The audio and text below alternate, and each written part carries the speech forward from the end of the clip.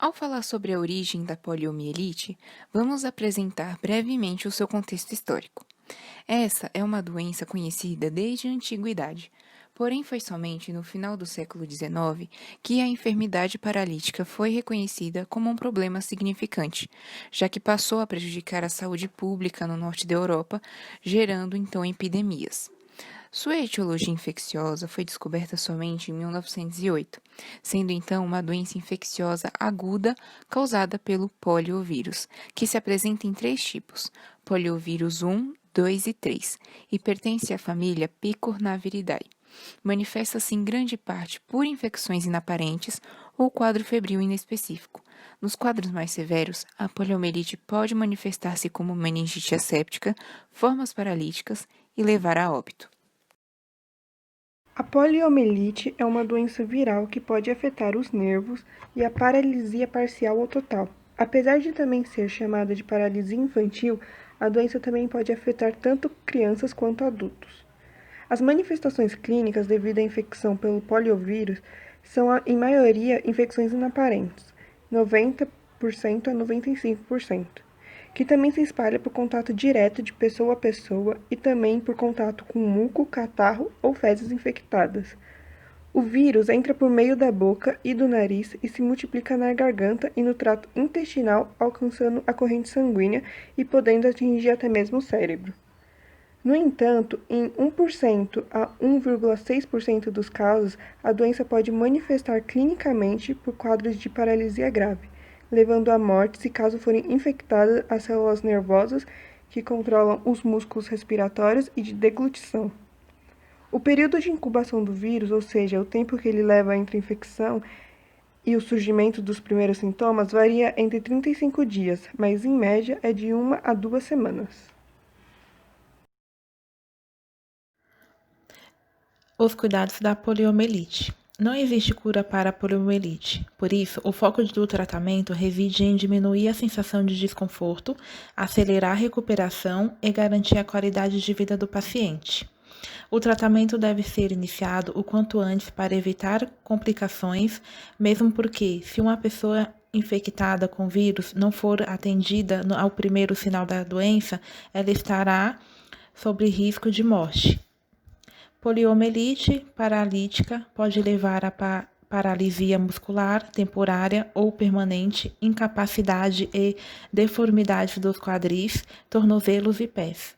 Embora muitas deformidades possam ser corrigidas com a cirurgia e fisioterapia, esses tratamentos podem não ser opções em algumas partes do globo, especialmente países não industrializados, onde a polio ainda é comum. Como resultado, as crianças que sobrevivem à poliomielite podem passar a vida com deficiências graves.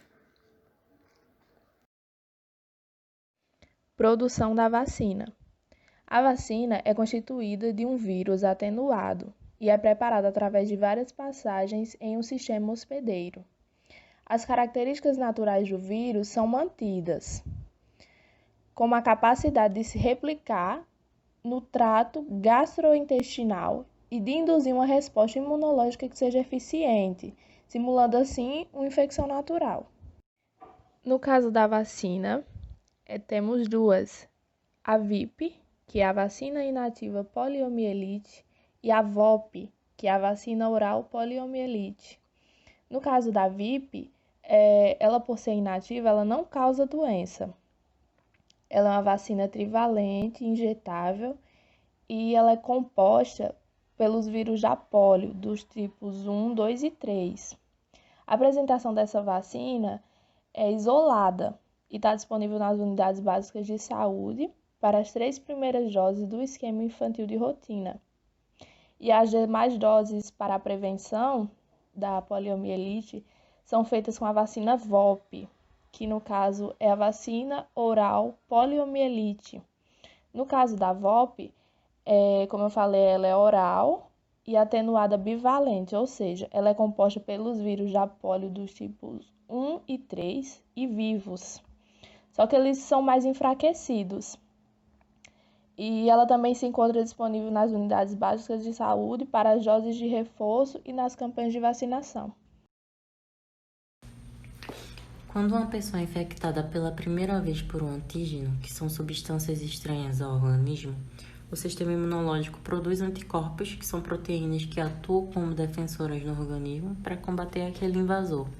Essa produção não é feita na velocidade suficiente para prevenir a doença, já que o sistema imunológico não conhece aquele invasor, por isso a pessoa fica doente. A vacina gera imunidade com os mesmos antígenos que causam a doença, mas enfraquecidos ou morte. Ela ensina e estimula o sistema imunológico a produzir os anticorpos que levam à imunidade. Pelo fato dos vírus serem agentes intracelulares, os anticorpos têm papel importante no combate às infecções virais, desde que, por ocasião da propagação da infecção viral, após multiplicarem-se em células infectadas, os vírus rompem essas células, ficando livres até a penetração em outra célula. O anticorpo tem papel na proteção contra a infecção quando se trata de um hospedeiro previamente sensibilizado, seja por infecção prévia ou por imunização. Isso porque, em indivíduos já sensibilizados, a presença de anticorpos pode interceptar os vírus, impedindo sua ligação com a célula do hospedeiro. Público-alvo.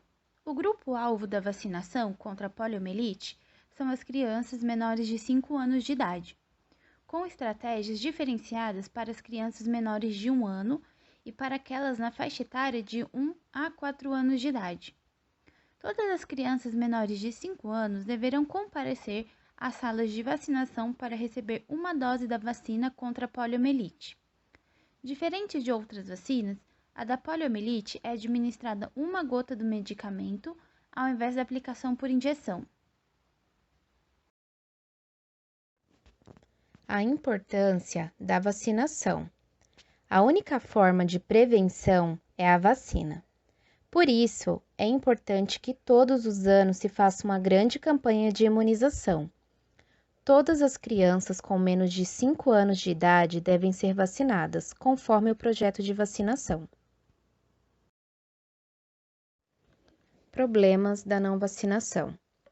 Apesar da paralisia infantil estar erradicada no Brasil desde 1990, o vírus ainda circula em países africanos, asiáticos e na Ucrânia.